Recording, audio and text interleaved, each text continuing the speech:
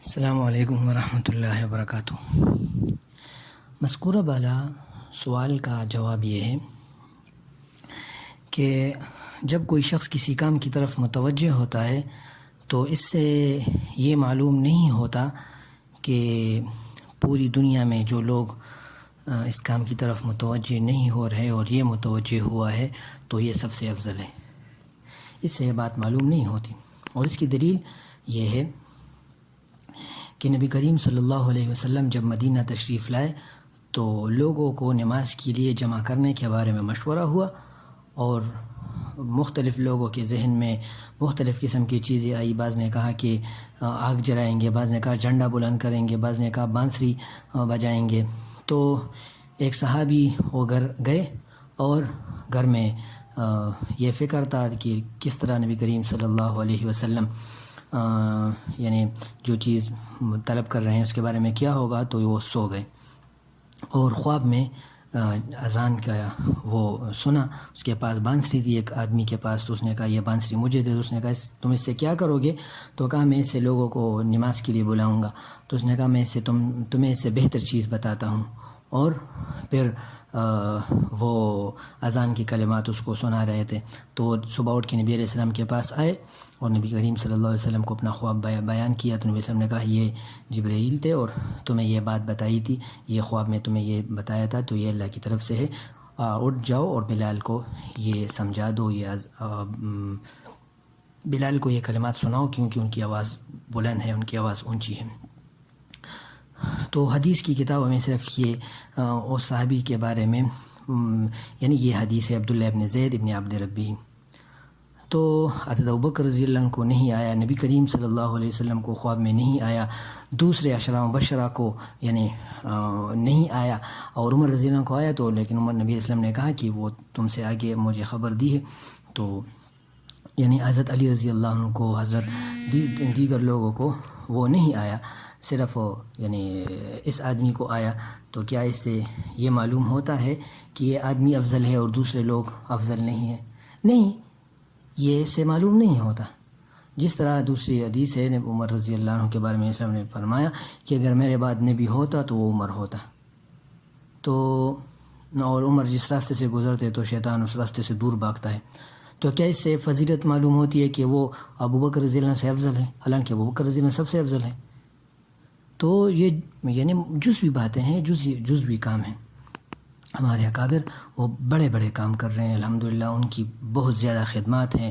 تو اس کی مثال ایسی ہے جیسے کہ کوئی آدمی یعنی وہ 29 شعبان کو وہ چاند دیکھ رہا ہے اور اس نے چاند دیکھ لیا۔ ایک بدھس آدمی ہے، پنڈو آدمی ہے، تو اس کو پتہ نہیں ہے، دین کا پتہ نہیں ہے، پورا نماز بھی صحیح نہیں ہے، ذکر بھی صحیح نہیں کر رہا، تہجد کا معمول بھی اس کا نہیں ہے، لیکن وہ رات کو یعنی یہ فکر تھا کہ چلو کل آج 29 شعبان ہے، چلو شب التماس ہے، آپ یعنی چاند دیکھتے ہیں۔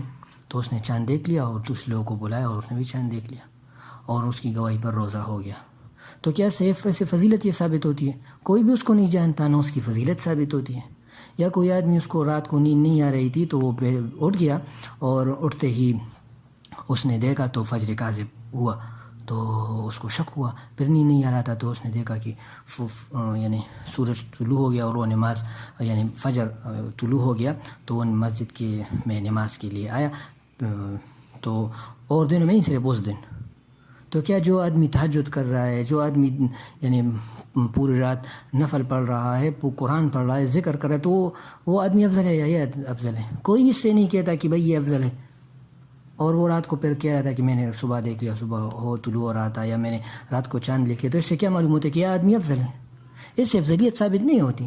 افضلیت اس وقت ہوتی جب وہ اس کو یعنی اپنی افضلیت ثابت کرے اور دوسروں کو حقارت کی نگاہ سے دیکھ رہا ہے۔ یہ تو پہلی بات تو یہ ہے۔ تو امام مہدی وہ چاند کی طرح ہے، وہ سورج ہے، اس کی یعنی اس کی خلافت سورج کی طرح پوری دنیا پہ نافذ ہوگی۔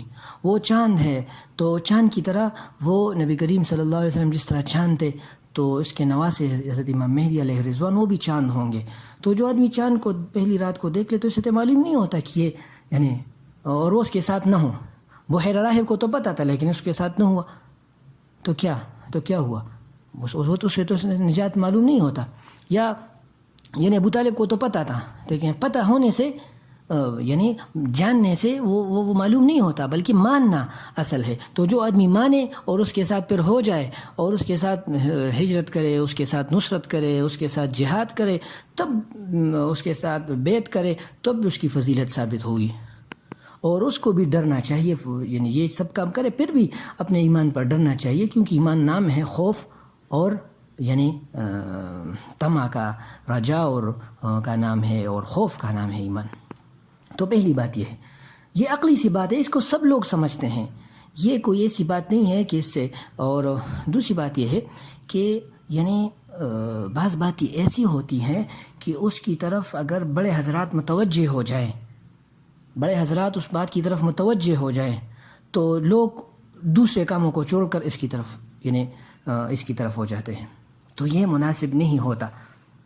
جس طرح کہ ایک حدیث ہے، حضرت ابو ہریرہ رضی اللہ عنہ کو نبی کریم صلی اللہ علیہ وسلم نے فرمایا کہ جو آدمی یہ عمل کرے تو وہ جنت میں جائے گا۔ تو وہ آدمی، تو ابو ہریرہ رضی اللہ عنہ وہ دوڑے بھاگ کے جا رہے تھے کہ کہاں کہ نبی اسلام کو سے کہا کہ مجھے اپنا جوتا دے دیں۔ نبی اسلام نے تصدیق کے لیے اپنا جوتا بھی دے دیا کہ یہ نبی اسلام کا جوتا ہے، اس نے مجھے بھیجا ہے کہ جو آدمی یہ عمل کرے گا وہ کامیاب ہوگا اور وہ بالکل جہنم میں نہیں جائے گا۔ تو راستے میں حضرت عمر رضی اللہ عنہ ملے، اس نے کہا کیا جا رہے ہو؟ اس نے کہا یہ۔ تو ابو عمر رضی اللہ عنہ نے اس کو زور سے مکہ دیا، اور اس طرح موقع دیا کہ وہ یعنی زمین پہ بیچارے گر گئے، اور وہ آگے بھاگ رہے، عمر اس کے پیچھے بھاگ رہے، نبی اسلام کی طرف گئے۔ تو اسلام نے کہا کہ آپ نے اس کو کیا کہا؟ اس نے کہا ہاں میں نے یہ کہا ہے۔ تو اس نے کہا یہ عمر رضی اللہ عنہ یہ مجھے مار رہا ہے، آپ نے مجھے بھیجا۔ تو نبی علیہ السلام نے، عمر رضی اللہ عنہ نے یہ اس کو کہا کہ نبی عمر رضی اللہ عنہ نے کہا کہ لوگوں کو ان کے عمل پر چھوڑ دیا جائے، اور یہ بات تو ہے لیکن لوگوں کو نبی علیہ السلام نے کچھ بھی نہیں کہا۔ تو اس سے معلوم سے اس طرح کہ یعنی صحابہ کرام رضوان اللہ تعالیٰ علیہ اجمعین، نبی اسلام صلح حدیبیہ میں وہ نبی علیہ السلام نے کہا کہ سر منڈواؤ اور اپنے ہدایہ جو ہے ذبح کرو، تو کوئی نہیں کر رہا تھا، وہ ہینگ سے ہو گئے تھے۔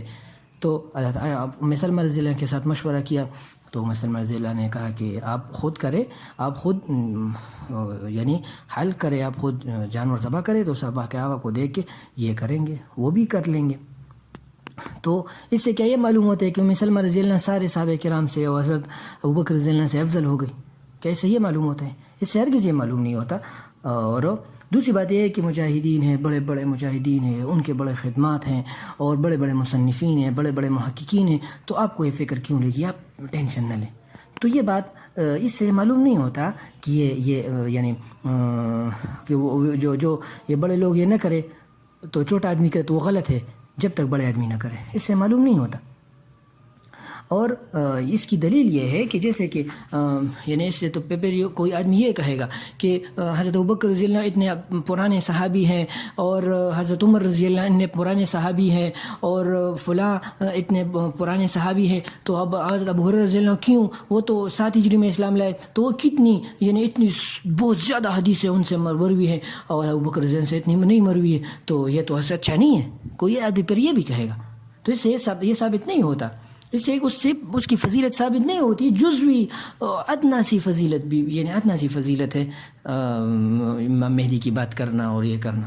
تو اور دوسری بات یہ ہے کہ کوئی آدمی یہ کہے گا کہ جیسے کہ صہیب رضی اللہ عنہ، اس کے کمر میں، اس کے کندھے میں اتنے بڑے بڑے سوراخ تھی، تو اس نے کہا کہ کفار مجھے لٹاتے تھے اور مجھے زمین پہ لٹاتے تھے، اور جو انگارے تھے اس پہ بٹھاتے تھے مجھے، اور مجھے مکہ کے رستوں میں وہ کھینچتے تھے اور مجھے مارتے تھے، بلال رضی اللہ عنہ کو مارتے تھے، اور پھر حضرت سمیہ رضی اللہ عنہ کو شہید کیا، عمار بن یاسر رضی اللہ عنہ کو یعنی کتنی تکلیف اٹھائی، اور عمر رضی اللہ عنہ تکلیف۔ تو کیا کوئی آدمی کہتا ہے کہ حضرت ابوبکر رضی اللہ عنہ وہ تو اس کو تو نہیں مارا، اس کو مار نہیں پڑی، حضرت بلال کو مار پڑی، اور خلافت حضرت بلال کو نہیں ملی، حضرت عمر رضی اللہ عنہ کو ملی ہو حضرت؟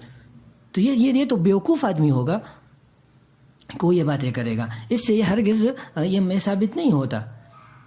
اور دوسری بات یہ ہے کہ ہمیں یہ پتہ ہے کہ طالبان، افغانستان کے طالبان وہ حق ہے، وہ سچ ہیں، وہ سچے مجاہد ہیں، وہ سب پکے مجاہد ہیں، ساری دنیا کے مسلمانوں کو پتہ ہے۔ تو ہمارے اکابر کو یہ پتہ نہیں ہے، وہ ان کی تصدیق نہیں کر رہے، لیکن ابھی ہم میں سے کون جا رہا ہے وہاں؟ بہت کم لوگ جا رہے ہیں۔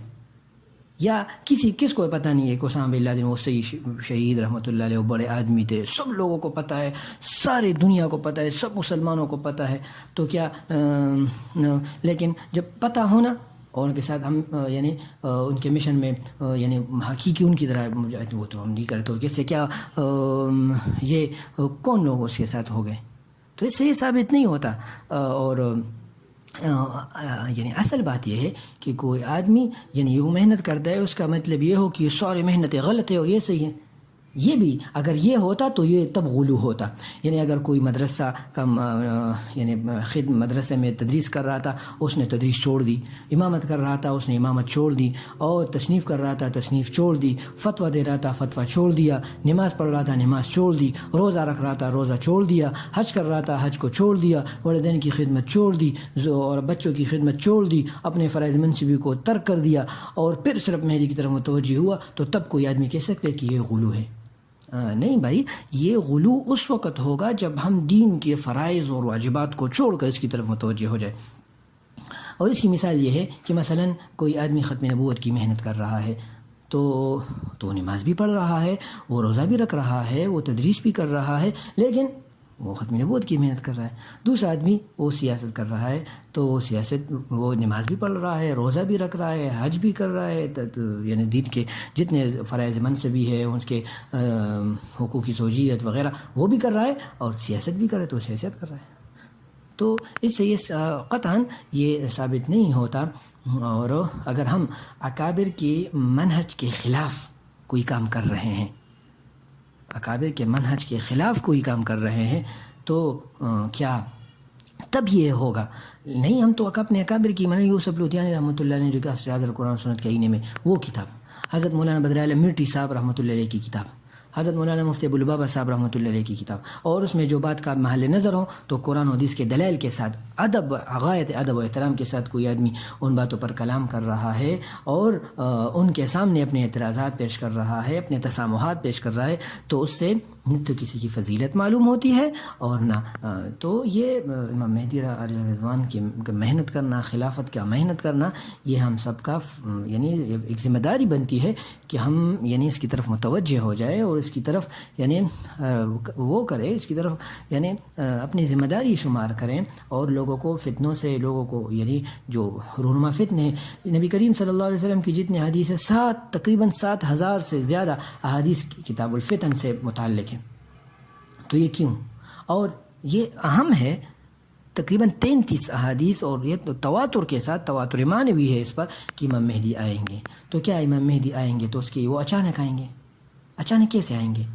یہ کیسے ہو سکتا ہے کہ پوری دنیا پر اچانک اس کا خلافت آ جائے؟ یہ ممکن نہیں ہے، اچانک یہ کام نہیں ہوگا. جیسے کہ سیدنا ابوبکر رضی اللہ عنہ، اس کی خلافت وہ سب سے افضل ہے امت میں انبیاء کے بعد، تو کیا اس کی خلافت اچانک قائم ہوئی؟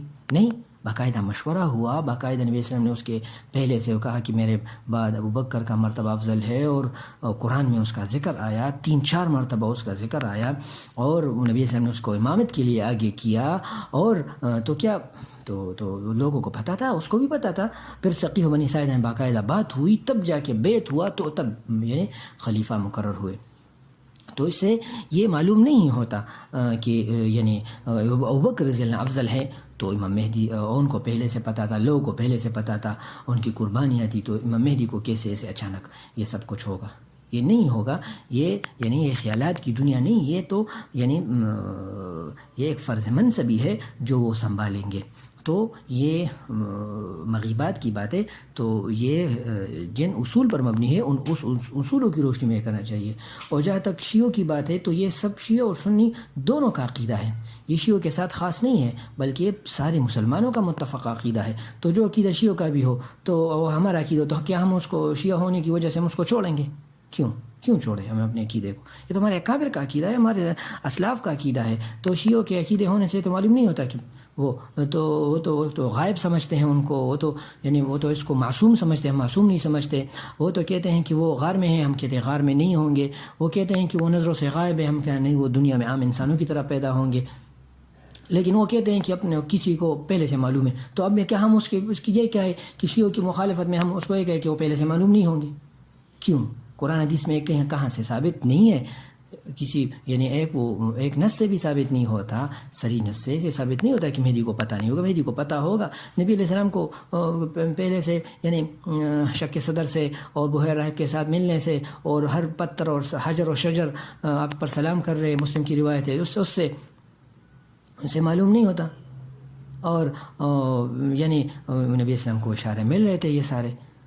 تو ہاں یہ قطعی بات ہے کہ اس سے آپ نبی نہیں ہوئے جب تک جبریل امین ہے. تو اس مہدی کو بھی اللہ اندازہ ہوگا، لوگوں کو بھی اندازہ ہوگا، لیکن قطعی طور پر ان کو پتہ نہیں ہوگا جب تک باقاعدہ رکن و مقام کے درمیان بھید نہ ہو جائے.